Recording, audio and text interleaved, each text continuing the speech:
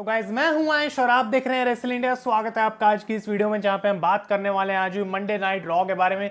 3 दिन बाद चैनल पे वीडियो आ रही है, लेकिन आई डोंट थिंक इससे बेटर कुछ हो सकता था, क्योंकि आज रॉ तो थी लेकिन एक अच्छा शो भी हमको देखने को मिला।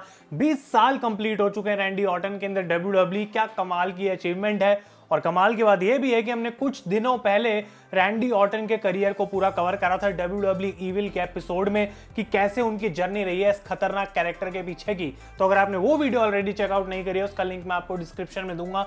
लेकिन इसके अलावा आज के शो में हमें 2 रिटर्न्स देखने को मिले, जो कि आगे की स्टोरी लाइन्स को थोड़ा और इंटरेस्टिंग बना सकते हैं। आस्का फाइनली वापस आ गई है इतने लंबे टाइम के बाद, और मुस्ताफा अली भी अब रॉ पे आ चुके हैं। तो ये सारी चीजें हम डिस्कस करेंगे, आप वीडियो को एंड तक देखते रहें और ऑब्वियसली गाइस लाइक बटन दबाना ना भूलें।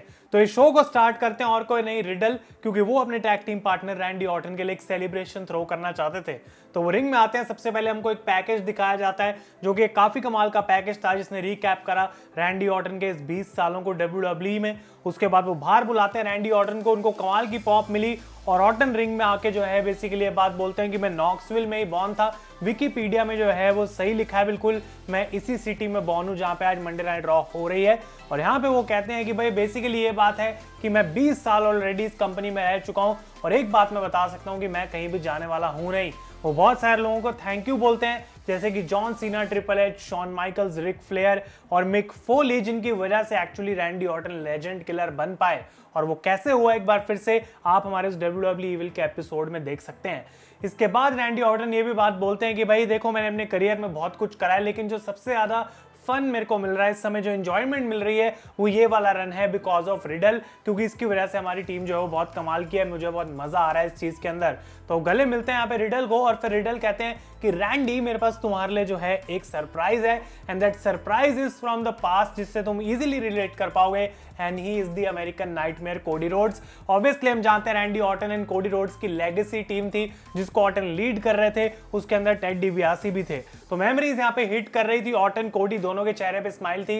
यहाँ पे वो रिंग के अंदर आते हैं, लेकिन जैसे कोडी आते हैं यहाँ पे, ऑब्वियसली पूरी सेगमेंट में यहाँ पे सारे सुपरस्टार्स थे मंडे नाइट रॉ के जो रिंग साइड पे थे। उनमें से एक थे सेथ फ्रीकिंग रॉलिंस, जो कि बैठे हुए थे चेयर लगा के कमेंट्री टेबल के पास। तो बोलना स्टार्ट करते हैं, रिंग के अंदर आते हैं और कहते हैं रैंडी, तुम्हें कोडी को यहाँ पे बुलाने की कोई जरूरत नहीं थी, क्योंकि जैसे लास्ट वीक उसने मुझसे मेरी स्पॉटलाइट छीनी, वैसे ही अब वो इस मोमेंट के लिए तुम्हारे से तुम्हारी स्पॉटलाइट छीन रहा है।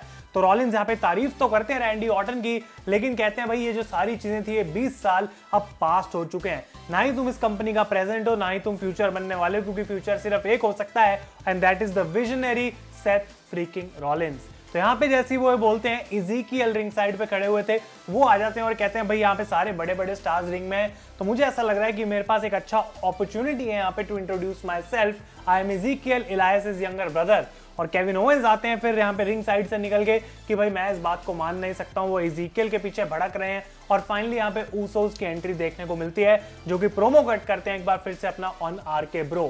तो यहाँ पे एडम पियर्स फाइनली बाहर आते हैं और एक 8 man tag team match official कर दिया जाता है फॉर द मेन इवेंट। और यहाँ पे देखने को मिलता है कि केविन ओवेंस एक चीप शॉट लगाते हैं इज़ीकियल के ऊपर, लेकिन रैंडी ऑर्टन उनको आरकेओ लगाते हैं। तो एक एंटरटेनिंग सेगमेंट थी। मुझे ये समझ नहीं आया कि ये सारे हील क्यों खड़े हुए थे रिंग साइड पे सेगमेंट में, जैसे अपोलो क्रूज, हमें वीर महान वहां पे देखने को मिले।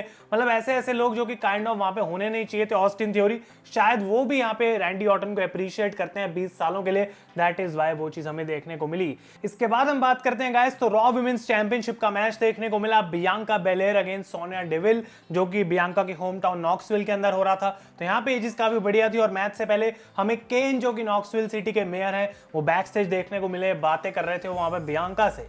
लेकिन सोनिया यहाँ पे एक बार फिर से अपना अथॉरिटी का रोल को मिसयूज कर रही थी, क्योंकि पहले वो काउंट आउट से हारी, उन्होंने मैच को रीस्टार्ट करा, जो कि एक नो काउंट आउट्स मैच है। उसके बाद उन्होंने स्टील चेयर का यूज करा और मैच को रीस्टार्ट करवाया as the no disqualification match, जहां पे कार्मेला और क्वीन जेलिना भी बाहर आ गए। आई थॉट कि इन दोनों टीम का जो है वो ब्रेकअप हो गया था, लेकिन इकट्ठे बाहर आते हैं, 3-on-1 हो जाता है। लेकिन तब भी बियांका इस मैच को जीत जाती हैं, एक किस ऑफ डेथ, यानी कि उन्होंने अपना केओडी फिनिशर लगाया और वो यहाँ पे इस मैच को जीत गई। तो बियांका अभी भी Raw women's champion. I don't think इसके अंदर कोई सरप्राइज है। लेकिन सोनिया बैक स्टेज खुश नहीं थी कार्मेला और जेलिना से, और वो कहते हैं कि भाई देखो, मैंने जो है तुम्हें प्रॉमिस किया था एक टैग टीम अपॉर्चुनिटी, अगर तुम मुझे आज जीतने में मदद करोगे, लेकिन अब तुम्हारी अपॉर्चुनिटी गई। और यहाँ पे वो दोनों को थप्पड़ भी मारती हैं। तो सेगमेंट अच्छी थी बैक स्टेज जहाँ पे सोनिया का कैरेक्टर बिल्डअप हुआ, लेकिन आई थिंक अब ज़्यादा टाइम बचा नहीं है कि वो अपने यहाँ पे कॉर्पोरेट जॉब से फायर होने वाली हैं और वो डिसीजन एडम पियर्स को जल्दी लेना पड़ेगा। इसके बाद हम बात करते हैं तो एज और डेमियन प्रीस्ट थे बैक स्टेज। एक बार फिर से एज की तरफ से प्रोमो सुनने को मिला, यहाँ पे उन्होंने टेनेसी की बेइज्जती मारी, मेयर केन के बारे में बात करी तो उनको उस चीज के लिए बू हो रही थी, लेकिन मेन पॉइंट उनका यहाँ पे ये था कि भाई जो भी हमारे तक आने की कोशिश कर रहा है, टॉप ऑफ माउंटेन तक पहुंचेगा, उसको हम नीचे फेंक देंगे।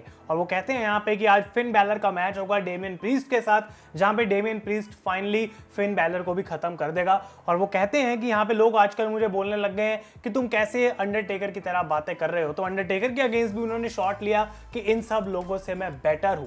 तो है जो डेमियन प्रीस्ट का जो प्रोमो था गाइस, काफी बढ़िया मुझे लगा। यहाँ पे एज जो है वो काफी अच्छे तरीके से बोल भी रहे थे, लेकिन अगला पॉइंट उनका एजे स्टाइल्स की तरफ था कि मैंने उसकी आर्म को इंजर्ड कर दिया है, तो अब वो कैसे रेसलमेनिया बैकलैश में मुझे फिनोमिनल फोरआर्म लगाएगा। वो कहते हैं एजे तुम घर पे रहो, अपने बच्चों को जो है वो गले मिलो एक हाथ से, और वही तुम फिलहाल कर सकते हो। और उसके बाद डेमियन प्रीस्ट कहते हैं कि देखो Finn Balor, your judgement day is here. और काइंड ऑफ ऐसा लग रहा है गाइस कि ये जो स्टेबल बनने वाला है एज का, इसका नाम जजमेंट डे ही है, क्योंकि इन वर्ड्स का बार बार यूज करा जा रहा है। क्लियरली डेमियन प्रीस्ट की प्रेजेंटेशन बहुत बेटर हो गई है, इंप्रूव हो गई है जब से एज के साथ वो जुड़े हैं, बात मुझे बढ़िया लगी है। इसके बाद हम बात करें तो वीर महान का एक बार फिर से मैच होता है एक लोकल टैलेंट के साथ, जिसका नाम था सैम स्मोदर्स। और यहाँ पे बुरे तरीके से वीर महान ने डिस्ट्रॉय कर दिया उनको, अपना सर्वाइकल क्लच लगाया जो है एक बार रिंग में, आउटसाइड द रिंग और अनाउंसर्स टेबल के ऊपर भी, तो उनकी डोमिनेंस यहाँ पे कंटिन्यू हो रही है। लेकिन एक बार फिर से मैं यही बात बोलूंगा कि उनको जरूरत है फॉर अ फ्रेश फ्यूड, एक एक्चुअल अपोनेंट जिसके साथ लोग उनको देखने में एक्चुअली केयर करेंगे। इसके बाद बात करें तो ओमोस का बॉबी लैशली के साथ आर्म रेसलिंग कॉन्टेस्ट हुआ भाई, इन्होंने पंजा लड़ाया और जो एक्सपेक्टेड था वही हुआ। एमवीपी कोशिश कर रहे थे पूरा डिस्ट्रैक्ट करने की लैशली को, लेकिन लैशली जीत गए और सेगमेंट के बाद यहाँ पे ओमोस अटैक कर देते हैं बुरे तरीके से लैशली को। और अब इसका रिजल्ट क्या निकला है कि ओमोस ने चैलेंज करा लैशली को to a match at WrestleMania Backlash, जो कि गाइस हमको देखने को मिलेगा। इसके बाद अकीरा टोजावा और टमीना की टीम ने हरा दिया रेजी और डेना ब्रुक की टीम को। और यहाँ पे R-Truth स्पेशल गेस्ट रेफरी थे जो कि डेना को पिन करने की कोशिश करते हैं आफ्टर द मैच, पर वो चीज सक्सेसफुल नहीं हुई। तो डेना सिर्फ R-Truth को इस पॉइंट पे जो है वो ट्रस्ट कर रही थी और शायद अब वो भी नहीं कर सकती हैं। इसके बाद हम बात करें तो बेकी लिंच आती है रिंग के अंदर और वो अपना एक्सप्लेनेशन देने आई है कि क्यों रेसलमेनिया के बाद से मैं अब तक गायब थी। वो कहती है मैं 3 साल से रॉ वुमेन्स चैंपियन थी, कोई मुझे हरा नहीं पाया, तो मैं बिना चैंपियनशिप के बाहर आके कैसी लगूंगी, वो डर की वजह से मैं बाहर ही नहीं आ पाई। बहुत क्रिंज एक बार फिर से बेकी की यहाँ पे लुक लग रही थी, ऑलमोस्ट एक एनिमे का कैरेक्टर आज वो मुझे लगी। और वो बोलती है कि मैं रॉक बॉटम पे आ चुकी हूँ, तो इससे नीचे मैं जा नहीं सकती हूँ, एक ही मतलब है कि मेरे को वापस ऊपर जाना पड़ेगा। और वो ऐसे एकदम से गुस्से में बोलना स्टार्ट करती हैं, बहुत एक बार क्रिंज लगा मुझे फिर से, कि वो कहती हैं भाई मैं फिर से टॉप पे जाऊंगी, फिर से चैंपियनशिप जीतूंगी बियांका को हरा के, और 3 साल से भी ज्यादा तक मैं चैंपियन बनी रहूंगी, तो यहाँ पे मुझे कोई हरा नहीं सकता, मुझे कोई रोक नहीं सकता। और जैसी वो ये बात बोलती हैं, आस्का का म्यूजिक बजता है and Asuka made a return to Monday Night Raw today, जो कि एक काफी कूल मोमेंट थी। बहुत ज्यादा उनको यहाँ पे चीयर भी हुई, तो मुझे काफी अच्छी ये मोमेंट लगी। आस्का आती है रिंग के अंदर आराम से और उसके बाद वो बोलती हैं Becky I am going to stop you because no one is ready for Asuka. और वो आई थिंक टू स्वीट करती हैं बेकी के फेस पे, और उसके बाद बेकी उन पे शॉट के लिए कोशिश करती हैं, बट आस्का वहां पे एक स्पिनिंग यहाँ पे अपनी फिस्ट लगाने की कोशिश, लेकिन बेकी वहां से भाग गई। तो बेसिकली ये जो मैच होने वाला है आई थिंक अब रेसलमेनिया बैकलैश के लिए वो बेकी और आस्का के बीच में होगा। आस्का का वापस आना काफी इंपॉर्टेंट है क्योंकि रॉ वुमेन्स डिवीजन को जरूरत है एक नए फेज की, and Aska can be a good option. इसके बाद हम बात करें तो ये डेमियन प्रीस्ट का मैच हुआ फिन बैलर के साथ, और आई डोंट नो गाइस कि फिन बैलर का फ्यूचर क्या रहने वाला है, लेकिन आई थिंक या तो वो WWE छोड़कर जाने वाले हैं या वो हील टर्न करने वाले हैं। कुछ तो WWE को करना पड़ेगा क्योंकि फिन बैलर यहाँ पे हार गए हैं। आई डोंट थिंक डेमियन प्रीस्ट का जीतना यहाँ पे गलत डिसीजन था, लेकिन फिन बैलर को एक बार फिर से लॉस दिया गया, जो कि क्लियरली एक अच्छी बात नहीं है। और यहाँ पे एज बैठे हुए थे रैंप पे, जो कि काफी खुश हुए डेमियन प्रीस्ट से। इनफैक्ट उन्होंने एंड में यहाँ पे फिन बैलर को डिस्ट्रैक्ट भी करा और उसकी वजह से डेमियन प्रीस्ट अपना मैच जीत पाए। स्टेबल काफी स्ट्रॉन्ग लग रहा है, इंटरेस्टिंग रहेगा बैकलैश के बाद आखिर इसकी डायरेक्शन क्या रहती है। अगली सेगमेंट हमको देखने को मिली मिज टीवी की, जहां पे आज उनके गेस्ट थे ऑस्टिन थ्योरी, या फिर मैं बोलूं सिर्फ थ्योरी। और यहाँ पे उनको बाहर बुलाते हैं the new United states champion, और ऑस्टिन थ्योरी पूरी अपनी तारीफ कर रहे थे। यहाँ पे एक बार फिर से थ्योरी बोलने की आदत डालनी पड़ेगी क्योंकि ऑस्टिन तो भाई रेसलमेनिया के बाद हटा दिया था, लेकिन यहाँ पे पूरी अपनी तारीफ करते हैं थ्योरी की, कैसे मैं कमाल का चैंपियन हूँ और कैसे मैं आने वाले टाइम में बेस्ट बनने वाला हूँ, दी यूनाइटेड स्टेट्स चैंपियन रहूंगा। लोग पुराने सारे चैंपियंस को भूल जाएंगे और मिज यहाँ पे कहते हैं भाई मैं तुम्हें एक एडवाइस देता हूँ कि ऐसे पुरानी चैंपियंस की तरह तुम किसी को भी एक टाइटल शॉट मत दे देना। तो यहाँ पे बेसिकली गाइस बाहर आ जाते हैं मुस्ताफा अली, और मुस्ताफा अली का रिटर्न, जबकि मुझे लगा कि आस्का के कंपैरिजन में एक वीक पॉप थी, लेकिन जब वो रिंग के अंदर आते हैं तो वेलकम बैक की चैंट्स होती हैं।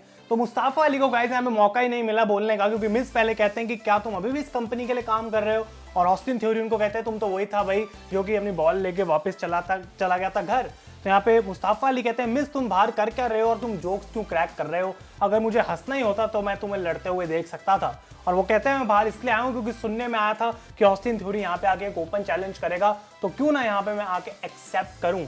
और वो कहते हैं ऑस्टिन थ्योरी की भाई मैं बिल्कुल भी तुम्हारा चैलेंज एक्सेप्ट नहीं करूंगा, नो। तो कहते हैं what are you Austin Theory, कि तुम सिर्फ बाइसेप नो बॉल्स हो। तो ये चीज बिल्कुल यहाँ पे लाइक नहीं करी ऑस्टिन थ्योरी ने, उनको गुस्सा है इस बात पे, लेकिन मिस कंट्रोल करने की कोशिश कर रहे थे ऑस्टिन थ्योरी को। इसी दौरान मिस की एक बार फिर से यहाँ पे मुस्ताफा अली बेइज्जती करते हैं, और इतने में ऑस्टिन थ्योरी टेक्स्ट करके एक मैच को ऑफिशियल करा लेते हैं मिस्टर मैकमैन से between the Miz and Mustafa Ali, जो कि मिस को बात बिल्कुल पसंद नहीं आई, लेकिन उनको ये मैच लड़ना पड़ा और एक ठीक ठाक मैच था। At the end Mustafa Ali इस मैच को जीत गए। तो यहाँ पे हमें देखने को मिलेगा कि मुस्ताफा अली जो है उनको मैच मिलेगा यूएस टाइटल के लिए ऑब्वियसली अगेंस्ट ऑस्टिन थ्योरी, जो कि वो जीतने नहीं वाले, लेकिन उनको वापस एटलीस्ट टीवी पे आने का मौका मिला। इंटरेस्टिंग रहेगा देखना क्या लॉन्ग टर्म में उनके लिए कोई प्लान्स हैं, या फिर सिर्फ ऑस्टिन थ्योरी से हरवाने के लिए डब्ल्यूडब्ल्यू को कोई चाहिए था, इसलिए वो अली को वापस लेके आए हैं गाइस। लेकिन इस सेगमेंट ओवरऑल गाइस मैंने आज एंजॉय करी है। इसके बाद रिया रिप्ली बैक स्टेज अपनी एक्सप्लेनेशन देने वाली थी कि क्यों आखिर लिव मॉर्गन के अगेंस्ट उन्होंने हील टर्न करा। तो कहते हैं कि मुझे ऐसी डिसअपॉइंटमेंट्स के साथ अपने आप को जोड़ने की जरूरत नहीं है जो मेरा भी करियर खराब करें।